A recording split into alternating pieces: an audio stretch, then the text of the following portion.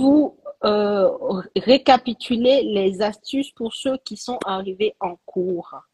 Donc, Oui, c'est une question. Moi, j'ajouterais, s'il te plaît, Alexandra. oui, oui, non, mais il n'y a pas de alors, il y a pas de souci. Alors, première astuce, et on a insisté dessus avec Céline, définir un montant d'épargne cohérent avec votre budget. Ça veut dire que vous êtes obligé de vous plonger dans vos finances. Mm, Pas le choix. Puisque pour définir un montant cohérent, il faut savoir déjà quelles sont nos charges. mm. Donc, pas le choix, on se plonge dans son budget et on définit un montant cohérent avec ses charges. On ne définit pas un montant d'épargne au hasard. Ça ne fonctionnera pas. Deuxième astuce, épargner en début de mois. Comme on le dit souvent, on se paye en premier. Mm. On a travaillé, on a notre salaire, on met en place un virement automatique dès le lendemain qui va de son compte courant vers son compte épargne et du coup, on se paye en premier. On n'attend pas la fin du mois pour Mm. épargner. On ne se dit pas, ah, je verrai s'il me reste de l'argent à la fin du mois. Ça ne fonctionnera pas. Claire. Euh, Troisième astuce, et ça rejoint un petit peu tout ce qu'on s'est dit et par rapport aux questions qu'on a eues, c'est de bien choisir aussi ses produits d'épargne. Mm. En fonction du moment où vous allez acheter, soit dans un an, soit dans 5 ans, vous n'allez pas mettre votre argent sur les mêmes produits d'épargne. Et euh, dernière astuce, se fixer des objectifs. Et pour moi, c'est l'un des conseils les plus importants. Fixez-vous des objectifs.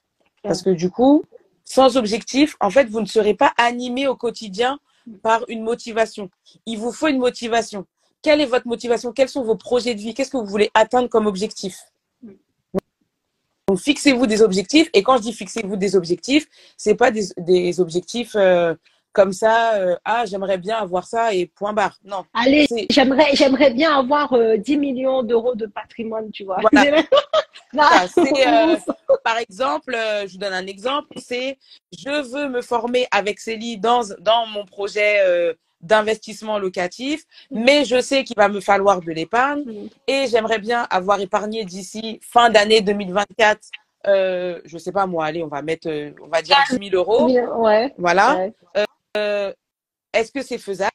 Comment je vais mettre en place, quelle action je vais mettre en place pour épargner ces 10 000 Mm. euros? Est-ce que c'est faisable ou pas? Et donc, chose importante, quand on se fixe des objectifs, il peut arriver que l'objectif qu'on se fixe ne soit pas atteignable à la date à laquelle on envisageait de l'atteindre. Et ben, c'est pas grave, on diffère, mais on ne force pas. C'est ça, en fait, je pense que c'est ça le secret de la longévité quand on veut épargner, c'est de ne pas forcer le trait, genre, non, en Ouais, fait, faut faire des choses qui sont fluides pour vous, quoi, au quotidien, mais qui en même temps va vous permettre d'être discipliné sur certaines dépenses utiles que vous faisiez avant. mm, Voilà, mettre de l'ordre dans tout ça et pouvoir épargner tranquillement pour réaliser vos projets. mm. Alors, il y a une personne qui demande, Monsieur Julot, pour les profils épargnants, C'est Monsieur c'est Junot. ça? Je vais le mettre. Attends, je vais le mettre là. Ok. Eh ben, Alexandra, elle vous le Je vais met mettre son nom de famille. dans. Je le mets ici, son nom de famille. Ok. Alors, une autre question de cheveux verts. Quel est le minimum d'épargne que vous conseillez pour démarrer? Alors, la question de l'épargne pour démarrer rejoint un peu le projet que vous voulez faire dans l'immobilier pour démarrer en fonction de votre profil et surtout de combien vous gagnez par mois. Parce que la capacité d'emprunt est liée à vos revenus, en fait. Donc, mais si on veut parler de façon globale, commencer entre 8 et 10 000 euros pour démarrer dans l'immobilier, je pense que c'est un bon début, Mm. voilà, d'épargne. Sachant que quand vous rentrez dans les personnes qui arrivent chez moi là, puisqu'on est en plein lancement et qu'on recrute déjà du monde, et ben ils sont avec nous jusqu'à novembre prochain. D'accord? Ils ont 12 mois. Et à partir du moment où ils rentrent, ils n'arrêtent pas d'épargner. Bien au contraire, Bah oui. ils sont même dirigés pour épargner un peu plus qu'avant. Donc, dans le processus, ils continuent d'ailleurs par épargner. Donc, si tu arrives à 8 000, bah, tu vois, tu continues d'épargner jusqu'à ce que tu arrives devant la banque, en fait. Et donc, ça te permet d'être sûr qu'en fonction de ton projet, ça passe. OK? Mm. Mais, ouais, c'est ça. Je sais pas si j'ai d'autres questions. Je pense que c'est tout. Est-ce que le PEE est pris en compte? Est-ce que les PE sont pris en compte par les banques. En fait, elles les prennent en compte par rapport au PE débloquable, pardon, en fonction de combien tu as. Tu sais que le PE, je sais que dans la plupart des entreprises, c'est bloqué 5 ans. Et C'est ça. ensuite, tu peux les débloquer et ne pas payer d'impôts. Donc, en fonction de ton montant débloquable, il est pris en compte. Pour l'achat de résidence principale, c'est pris en compte tout court parce que c'est une des conditions de déblocage de Anticipé. PE, voilà, de déblocage anticipé. Donc, c'est pris en compte. Voilà. Si tu veux compléter, je sais que c'est ton truc, je te laisse.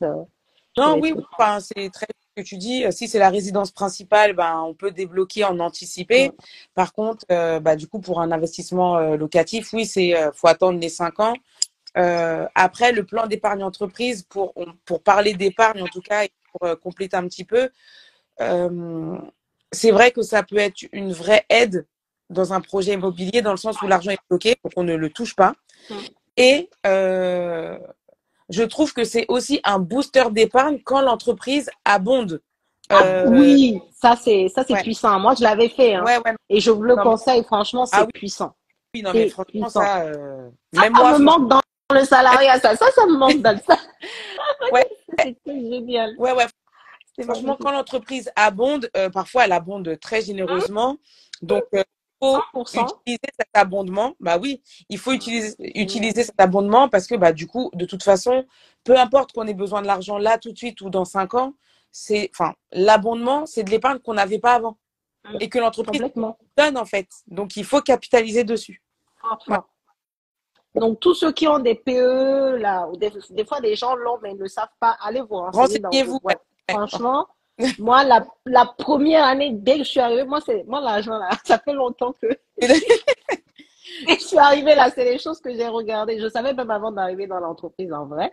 Et j'ai fait tout de suite, dès qu'il y avait la possibilité directe. Et c'est Ouais, génial. Franchement, ça a permis de booster l'épargne exactement. comme jamais, quoi. Ouais. Dernière question. Yes. En général, sur quelle période la banque remonte-t-elle en vue d'accorder un financement? Remonte-t-elle?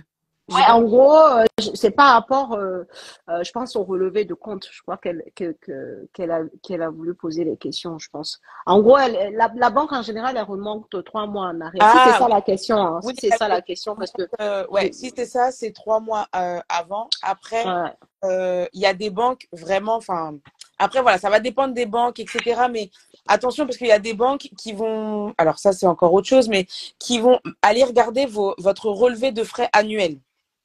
Le relevé de frais annuel, pour la petite histoire, c'est un document qui va reprendre tous les frais que vous avez eu dans l'année. Hmm. Donc, ça veut dire que oui, elle va remonter sur les 3 derniers mois, mais elle peut très bien aller consulter ce relevé de frais annuel et Hmm. dessus sera indiqué les commissions d'intervention, Hmm. les frais de rejet, etc., etc. Donc, Hmm. voilà, il y a des banques qui peuvent aussi aller checker ce document. Voilà. Donc, attention. Alors, j'avais dit dernière question, j'ai menti, Alexandra. Attends. Il n'y a pas de souci. Celle-là, elle est pas mal Il n'y a aussi. pas de souci. Non, t'inquiète, il n'y a pas de souci. Alexandra, est-ce que dans ton rendez-vous d'aide, tu aides justement à déterminer le budget à épargner? Je trouvais la question intéressante, donc Ah, vas-y. oui, bah en fait, de toute façon, les rendez-vous, enfin peu importe que la personne prenne 1 heure ou un accompagnement plus long, le but c'est vraiment que vous repartiez avec un budget qu'on a fait ensemble, qui est précis et qui est cohérent avec votre situation. Voilà, moi je suis pas là pour vous vendre du rêve. Si vous voulez épargner 300 euros, mais que moi je constate que vous pouvez épargner que 200 euros, je vous dirais c'est pas possible. Vous pouvez épargner que 200 euros. Mais le but, c'est que vous arriviez avec vos charges et qu'au final, on puisse ensemble établir un budget qui est réaliste et que du coup, vous allez pouvoir appliquer sur la durée. Bah, Voilà.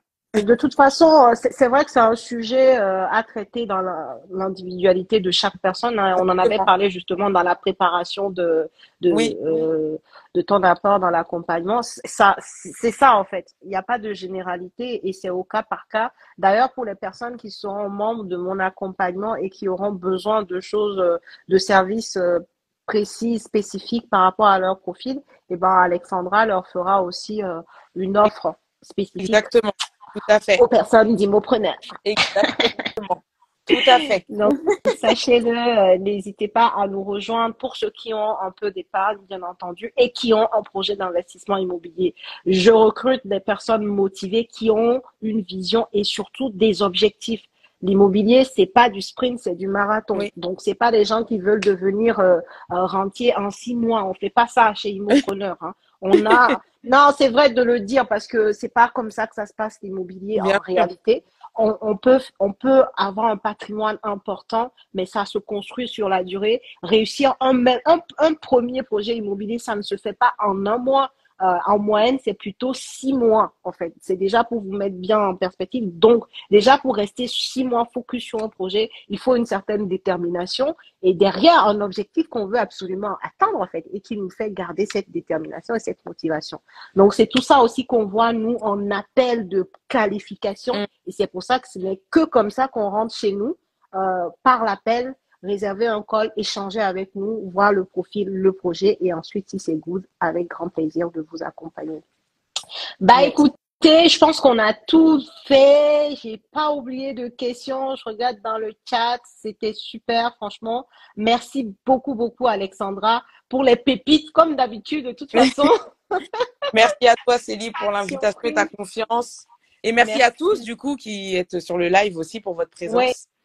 Merci vraiment, c'était très dynamique, hein, comme d'habitude. J'ai vu vos réactions, vos questions et tout ça. Je suis sûre que tout le monde repart d'ici avec certaines réponses ou bien une ouverture d'esprit Tout de à fait. nouvelles choses, quoi. Donc c'est aussi ça, hein, le fait de pouvoir échanger comme ça, de repartir avec des informations qui peuvent vous être utiles dans vos projets, quoi. Merci, merci beaucoup, Et, Alexandra. On se et- retrouve très bientôt oui, dans on va très l'accompagnement. Et pour les autres, ben, on se retrouve très bientôt dans d'autres lives ou aussi dans l'accompagnement si vous nous tout à rejoignez. fait. À Yes. très bientôt. Bonne soirée tout Merci. le Belle monde. soirée à tous. Bon Merci, courage. Célie. Ciao. Merci. Merci Alexandra.